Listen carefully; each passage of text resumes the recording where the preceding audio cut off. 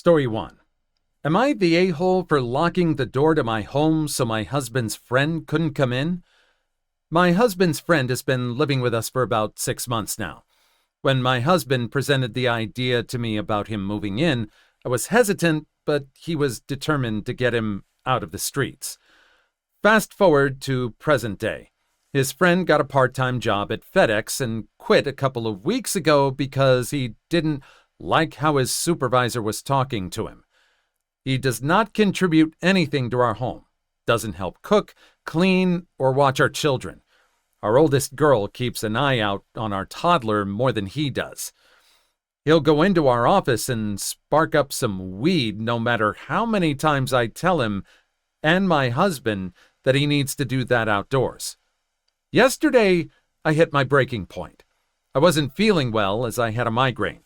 3 of our kids had dentist appointments. I don't know about you guys, but getting kids out the door can be challenging regardless, let alone when you're feeling sick from your head pounding nonstop. I went outside with our kids to see that my car was gone.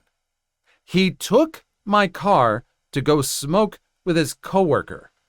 My husband was at work. Furious wasn't the word to describe it. I immediately went back inside and tried to call him. No answer. I then called my husband, where he sighed like he was so annoyed with me and said he would call him. I tried explaining to my husband that I'm at my wit's end. We have 6 kids, and I get no help from him or his friend. He sleeps on our couch and doesn't even fold his blanket up in the morning. My husband proceeds to tell me that I'm overreacting and that I need to calm down. I ended up locking my front door and refused to open it until my husband got home. However, when he got home, he didn't try to come inside.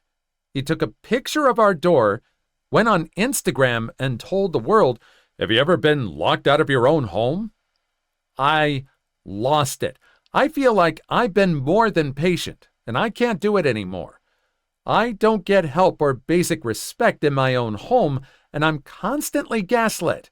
My husband has a history of getting extremely angry and scary, so I told him he needed to wait until our children were asleep in bed before coming in, as I was afraid he'd come in irate, lashing out in front of them like before.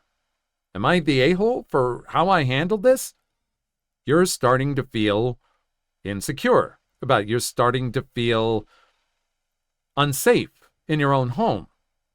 It's really kind of messed up. I mean, if you let this guy in, and I'm not defending this guy's actions. This guy is scum for not even contributing or doing anything. I have no idea why the husband tolerates him. But if you had let him in, what would have happened? Would he have just left you alone? I mean, it's true, you do need to address this situation. He shouldn't be taking your car. He should be doing something, and the husband should be doing something. Not quite the a-hole. You were frustrated. You needed to have yourself heard. Is this guy let in now? What do you think? Do you think she overreacted? Story 2. Today I fracked up by sending my wife to check if a Powerball ticket was a winner. So this happened a few days ago. I have a long-standing habit of buying a lottery ticket for the Powerball or Megaball, etc., whenever it gets over 300 million. It's overall a very small amount per year, and it's just a small investment in fun times from my point of view. Recently, the prize was slowly creeping up due to no winners multiple weeks in a row. The prize gets rolled over if there's no winner. It was over $1 billion last week, and I bought a ticket like usual. But I got too busy to take it in to check the numbers. Here is where I fracked up. I decided to give the ticket to my wife to check. Now, she is a sweet lady who has never gambled anything, so she was not familiar with the process. I sent her to a local supermarket with a machine, explained how to scan the card, and sent her on her merry way. A little while later, I got a strange text basically saying, "You better be sitting down," and then a text saying something to the effect of, "I'm never coming back to this store again." Later, I got the full story. She scanned the ticket correctly, and the machine announced that she was a winner. A full-screen graphic and giant words, the works. She freaked out at the prospect of becoming billionaires. She doesn't know how much is shaved off for taxes, but that's a different story, attracting attention in the store. After hyperventilating for a minute or two, she saw that the machine started to proceed to a checkout counter. She walked over and found that she had won $2. She was not aware that if you get one number or sum in the right place, you can win your money back. Anyway, after landing back on Earth abruptly, she left the store mortified at her reaction to winning $2, and now we need to find somewhere else to shop. Maybe you should have prepared her for some of this stuff. I don't think it's completely her fault. You sent her, kind of threw her to the wolves, and probably didn't prepare her for everything that was going to happen for this. So, yeah, $2. Yeah, and you put your wife through trauma for $2, so yeah. Maybe you need to do the shopping at that store from now on, or at least for the next few months, just to kind of pay your wife back for what you put her through. Story 3. I just found out the true reason my dad wanted to start a business with me. In 2018, my dad told me he was planning to open a plant shop and asked if I wanted to help, since he was still working his full-time job and would not have the time to manage the shop. Now, my dad loves plants. The house is filled with them, and he comes home every day after work to care and check in with them. He's extremely knowledgeable about them, too, and could tell if a plant was sick and how to treat it without ever having gone to school for it. He told me he really wanted to try it and hoped he could make something of it. At this point, I had just gotten discharged from the military and wasn't doing much. Plus, it was rare that he would ask for my help, so I said sure. Within a week or two, we opened the shop. We planned the prices, the stocks, and he taught me the basics of how to care for various plants, how to make terrariums to sell, and everything else I needed to know to run the shop when he wasn't around. We sold succulents, various flowers, bonsai, seeds, anything we thought looked fun and interesting. He sourced all of that himself. He came by every day when he had a break from work and even offered delivery service to customers. Unfortunately, the shop didn't last long. The rent was expensive and foot traffic was low, so he was essentially bleeding money. Didn't help that he insisted on paying me a full living wage either. Eventually, I couldn't bear to see him work so hard and lose so much money, and told him I didn't want to do it anymore. The shop then closed, and that was that. I always felt bad about how it ended, and regretted how I didn't stick it out longer with this thing he worked so hard for and loved.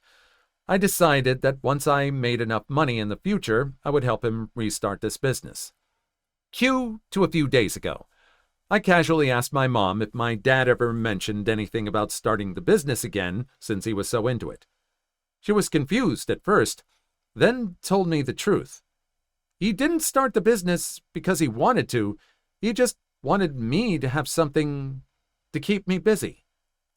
I didn't mention why I was discharged from the military earlier. It was because I had attempted self-unaliving after a severe bout of depression.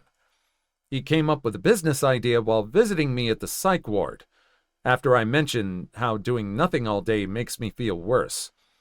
He heard this little comment of mine and just went for it. He knew he was going to lose money, but did it anyway. We're not rich by any means, and he used his savings to do this. My mom wasn't supposed to tell me any of this. He knew that if he had told me the truth in the beginning, I would have said no because it was too much trouble, and if I found out now, I would just feel bad. As long as it was something that helped me, he was okay with things as is. I don't know what I'm feeling about this. Like most Asian dads and sons, we've never really been affectionate with one another. Not with words, at least. He's always been more of a silent supporter type, showing up to every achievement and struggle I had. He never said that he cared, but visited me multiple times a day, every day when I was at the psych ward. I want to thank him, but he would be uncomfortable. I want to say I love him, but he would do the boomer equivalent of cringing. I do plan to thank him at some point, but I'm also feeling uncomfortable because that's just not how we do things. In the meantime, though, thank you, Dad. I love you. I know you'll find a way to pay him back. He really went out and out for you. And yeah, I mean, maybe he could have made it succeed. It sounds like you both put in the work for it, and it was just such a touching thing. Maybe you can find something else for him to do. I know you'll find a way. I know you'll find a way to say thank you in your own way. Story 4. If I don't like it, I can find another job? Okay. I think this qualifies. I worked at a small shop serving an electrical apprenticeship. Myself and the shop manager had had a few run-ins, and I assume he disliked me as much as I disliked him. I had refused to do a job and told him he didn't pay me enough. I was at the stockyards, and I was expected to put on a set of waders, crawl down into a raw fat reclamation tank, and replace a submersible pump. Wasn't going to happen. Another time he wanted me to lie to a customer to make an issue they were having sound like it wasn't our fault. I refused and told him if he wanted to lie about it, he was going to have to drive out to the job site and do it himself. He told me to keep my mouth shut and did come out. I think the only reason he didn't fire me was I was, by far, one of the most efficient and versatile employees. This fact had me questioning how much I was getting out of this apprenticeship and was passively looking around for another shop to apprentice at. My wage scale was structured, and I got regular raises, bringing me closer to journeyman's level over my time as an apprentice. So I had to find someone that would sign up to complete my apprenticeship as well as want to hire me. One of our better journeymen had gone to another shop and had introduced me to the owners. We had talked about what it would take to get me to move. Things were progressing, but nothing committed at that point. Cue the malicious compliance. It's my evaluation and time. My manager called me up to the conference room and explained that due to my performance and the shop being in a slow period, he was not going to give me the 25 cents an hour raise, as my contract said, but was going to give me $1 more an hour once I became a journeyman. We argued, and I told him, if I can't trust you for a quarter, why would I believe the dollar? The argument ended in him telling me if you don't like it, you can always quit. Oh, really? I picked up the conference room phone on the table in front of us and called the shop I had been talking with. I asked the owner if I brought my tools over today, would I have a job? After a quick and uncomfortable discussion with his partner, he said yes. I informed my manager I resigned, effective now. I loaded my tools up, punched out, and went straight to work that afternoon. Always great to have options. Definitely. And yeah, again, know your worth. Know the worth of your bosses also. Yeah, I would question that too. If you're not going to give me the quarter now, how, it sounds like grifting 101, promising greater reward in the future if you take the hit now. So yeah, definitely a nice move.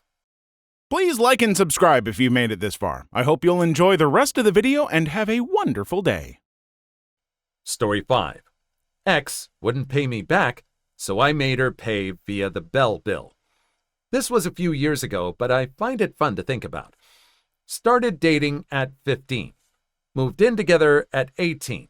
And within 6 months of living together, she cheated on me. She owed me something like $800. For 1 month's rent, and for a vet bill I paid for. We still lived together for 6 months after we broke up, because despite me being able to move back home, she expected me to move out and also continue paying my portion of rent. It sucked, but it sucked less than paying for her to have her own place. The TV internet bill was in her name. We had cable. The fact that she owed me money was documented via email. I very strategically sent many emails asking her to confirm that she was aware she owed me money and how much. I also asked if we could just deduct my portion of the cable bill from the debt she owed me. On the second last month of our lease, she was hounding me for my portion of the internet cable bill, about $30, wouldn't take no for an answer, and threatened to not pay and have it turned off. Had another roommate in school who needed it, so I paid my part. By this time, she was staying with the man she cheated on me with, so she wasn't really around ever.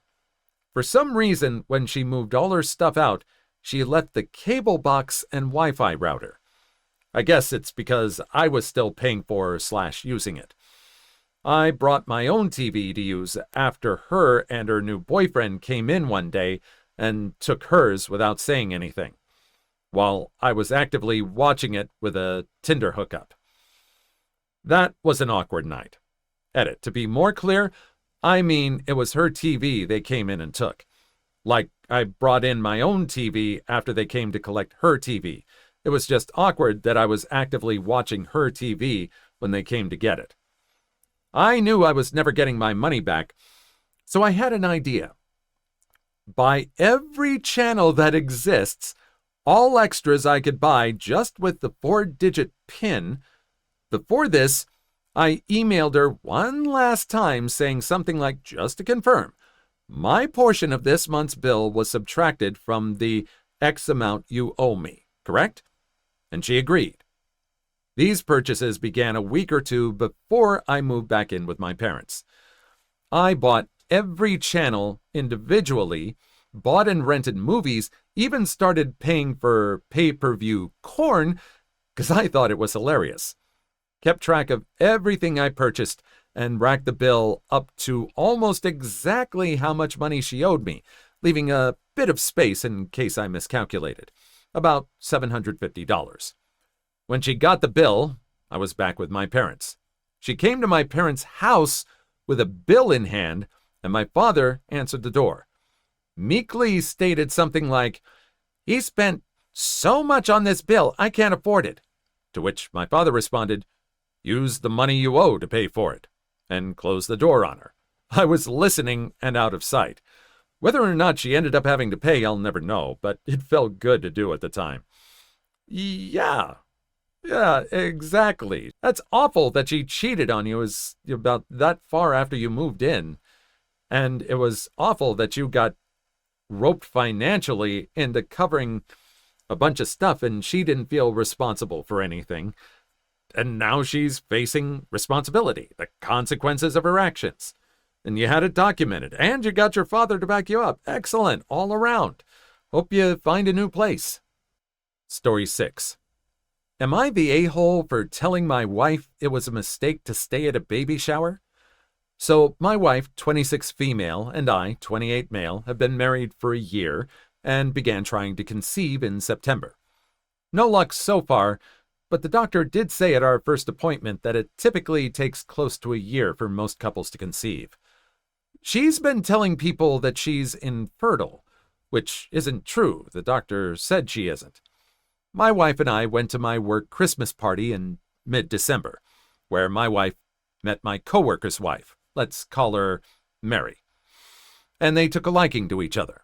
Mary was pregnant and invited my wife to her baby shower, which was yesterday. And my wife sounded excited to go. I asked her when we were alone if she thinks she'll be fine. I know my wife, and I know what typically bothers her. I knew she wouldn't bask in happiness over someone else's pregnancy, so I urged her to think about it. She said she's fine, and she was excited, so she went.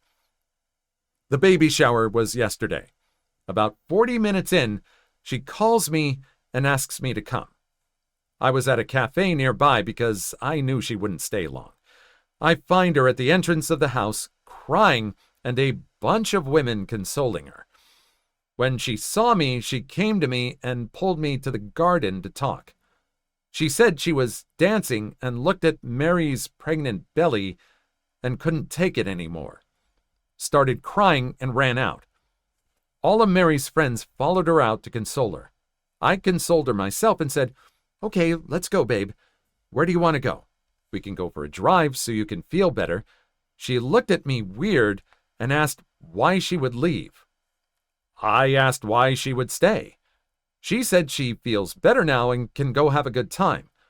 I sighed and said, Babe, you know that's not going to happen. And I doubt the attention will be on Mary after this, and that's not great. It's her baby shower, and she deserves to be celebrated. I can't see how people are going to shift their focus from consoling you to celebrating her if you're still there. She rolled her eyes at me and said she was going back in and that I could leave. 3 hours later, the party was nearing its end, and I went back to pick her up. My coworker and I stepped into the house, and lo and behold, everyone was sitting in a circle with my wife being the center of attention. Coworker looked for his wife, and she wasn't there at all. He called her, and she said she had left ages ago. My wife and I entered the car, and I first asked her how she was feeling, and we spoke about it for a few minutes.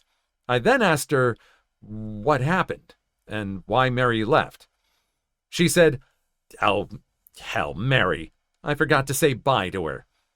I told her Mary left ages ago. I then said, "I know you're going through a hard time, but why on earth would you and your friends do this? If they consoled you for a few minutes, that's fine, but the entire party? We really should have left earlier." She looked at me so offended and said, "Are you Mary's husband or mine?"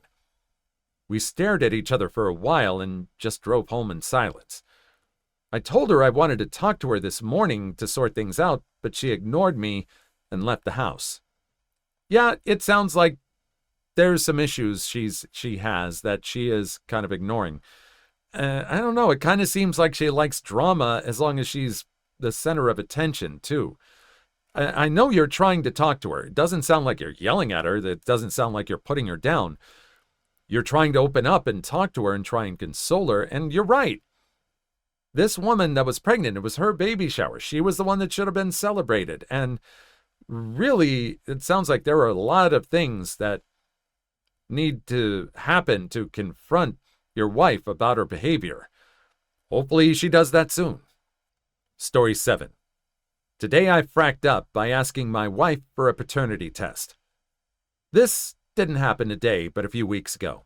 My wife of 4 years gave birth to our first child last year. Both my wife and I are blue-eyed and light-skinned.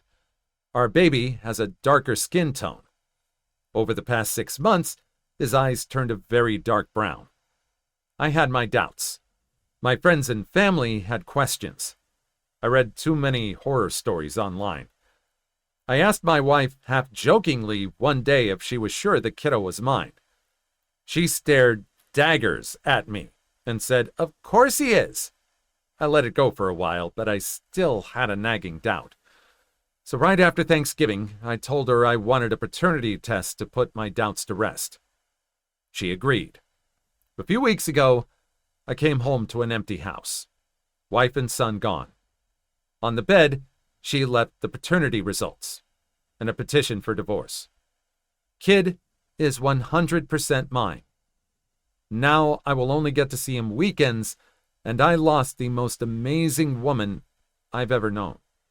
That is awful. You see a lot of videos where you have a lot of people advocating for men, saying that paternity tests should be standard when you start out. And that's a little offensive, because it assumes that all women cheat. And all women are secretly with other men. And this is one of those instances where you thought it might be the issue and you just lost, unfortunately. Who knows what's going to happen in the future? Maybe she'll calm down, maybe she won't. And it sucks. I really don't know what else to say. Story 8. Today I fracked up by showing my friend their doppelganger. I was on the tube on the way to see some friends in North London.